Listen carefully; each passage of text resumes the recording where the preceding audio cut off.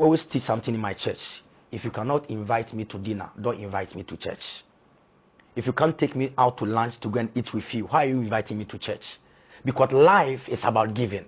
God bless you. My name is Daniel Amwati of Power of Worship International, the senior pastor. Where is your church located? On the way on the Spintex Road, Bachona, just at the basket. You see the golf filling station. Behind the golf filling station, that's where we are located. On Sunday, you broke the internet for good reasons. Great.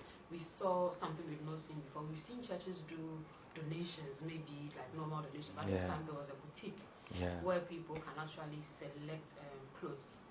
Why did you decide to do that? Basically, I believe in innovation, and I also believe that anytime you want to do something, you have to do something that is really tailor-made for the time. This season, if you can see, the whole world in general, Africa, and basically Ghana as well, you see the issues going on, economic hardship, people are really struggling. And in our church, we normally give out rice. Every month we give out rice, water, oil, and drinks. And we also pay off the bills of people every month. I think almost every service, we call people out and we pay for their services. But I really understood that, people also have issues with clothing, and not just for our church members. Our church members have a lot of people that are also blessed, but people in general are also in need of clothing. And right now, as the dollar rate is increasing, when you go to the shop to buy your stuff, it's quite expensive. So we wanted to design something that is quite innovative by building a whole boutique. And that's how it came about. One day there was a sister in the church. I think she's based in London. She was traveling all the way to London, and she called one of the pastors and told the pastors, please, I'm going to London. I have a lot of stuff over here. I want to give it out somebody in the church. So I told her that we have a team in the church that's called the Compassion Team. So I called one of the ladies in the Compassion Team by the name of Louisa and said, somebody is going to London, has a lot of clothes, and wants to give it out to some ladies in the choir. The moment Sister Louisa got the stuff, and the stuff were very, very expensive, designer stuff, and said, Prophet, this stuff, I think we can use it to do boutique.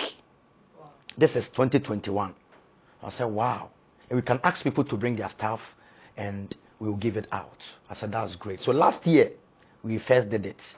So this is not the first time? No, this is the second time, but this one had the publicity. And a lot of people came for it. So the church members also loved it, and people from outside came to pick it up. So this year we said to ourselves, we want people to bring their things, and we also add some that we also buy to join to it. And trust you me, the things that people bought was too much. So my church elders and the Compassion Team said to Prophet, if only the church members, our church has over 1,500 to 2,000 people, if only the church members come for it, a lot of things will remain over here. And mind you, most of the members too don't need some of these things, but all of them are new with tags, shoes, fabrics. One woman actually brought laces, about 100 pieces of lace. So we said to ourselves that it will never just be for Power of Worship. So I spoke to Owen, they placed it on the internet that people that wanted, and thanks be to God, on the Sunday, we had over 5,000 people that came around. Because I see there was quite a number of people. It was too much. Later on, it became by survival of the fittest. So the team now wants to really get time, and we have to do it on a day that is not a check day, maybe on a Saturday, and we use our whole car park. And they have designed something so great and something very, very innovative that will be done that when people now come, we will ask all of them to sit down, and we will call people from different ages, maybe from 60 years and above. They will come because it became giddy. I'm telling you, for many, people got a lot of things. People got a lot of things: shoes, wigs, bags, suitcases, watches. Most of them are new. Almost all of them are new, and all of them have tags in it. So that's how it really came about. And the church also bought a couple of things that we know that people need, especially children's clothing as well, school bags. All of them were added, and also bought the mannequins. And some people in the church also own boutiques, so they brought their own mannequins to be joined to it. There's one lady's boutique called Wardrobe Essentials. Other people, all of them really enjoyed, and we thank God that it's been quite innovative and something new in our nation. You paid bills as well. What was the criteria for selecting for paying bills? When it comes to bills and also supporting people, a lot of people have different mindsets. Maybe the pastor wants to choose for something. So when you want to pay bills and everything, I just stand in front of the pulpit. If you are here and you need help for your bill, lift up your hands. Then I'll point you and come. We don't do it before. Maybe if you want to go and write your name, you come and think, oh, the pastor doesn't like me, they didn't call me. So we did that in the auditorium. And also when we were giving out the rice and the water too, if you are here and you need support for your groceries, your rice and everything, they lifted up their hands and we just called them. But we tried as much as possible to call older people first. Then and we also added some young people that needed it, so that it will be very, very transparent and normal. People might think, oh, he's just choosing people that they like or something. Yeah. Times are hard and people are calling on Christians. This is the time to show Christianity. What is your message to Christians? You know, if I always teach something in my church, if you cannot invite me to dinner, don't invite me to church. If you can't take me out to lunch to go and eat with you, why are you inviting me to church? Because life is about giving. You can meet somebody on the roadside. Jesus is coming soon. That person is hungry. If I'm hungry, tell me Jesus is coming soon. I will slap you. But if you feed me, and after feeding me, Jesus is coming soon, let's go to church. You don't even need to push me to the church. I will follow you. So Christians, this season, let's support each other with the little that, and you don't need more. You don't need much. What you have, support somebody. Somebody saw the thing on the internet and wrote, wow, is this Accra? You must think this is in a village. This is Accra. And look at the number of people that came, which means people are really struggling. So Christians, let our light shine so that people will know that we are called by God. It's not about preaching. It's not about prophecy. Preaching, prophecy, testimonies. We have a lot of them over here.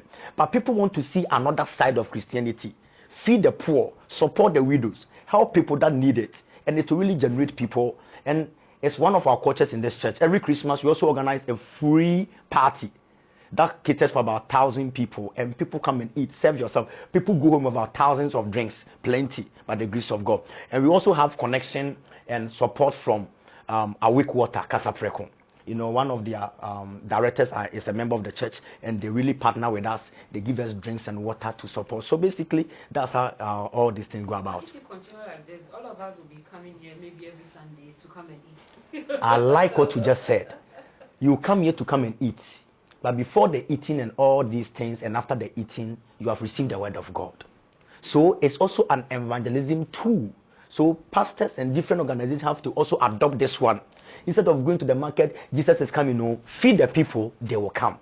And they will give their life to Jesus. And, anytime I see people excited last Sunday, and after the Sunday, there was a get-together. There were drinks, kri-kri, Banchaka, all of them were there. Yeah. People were eating, and it's so exciting. They have their stuff, they are going home fulfilled. At least they'll be excited. Bills being paid, electricity, because right now electricity bills are increasing, water bills are increasing. So this will really help to showcase the life of Christ. But finally, what are the plans for the church? We see that you are still a growing church. Yeah. Your number is quite impressive, but what are the plans for the church, and then how long do you hope to sustain this your current giveaway kind of? What we have just done now is only the beginning. The next thing that the church is embarking on is to go to the prisons. Some people are in prison because they couldn't pay their fine. And some of the fines are as low as 2,000 cedis. And because of that, it has kept them for so many years. Our next plan is to go there, pay for their fines, and bring them out to their family. So that's one of the things that the compassion team is working on. Thank you. Thank you very much. You are welcome.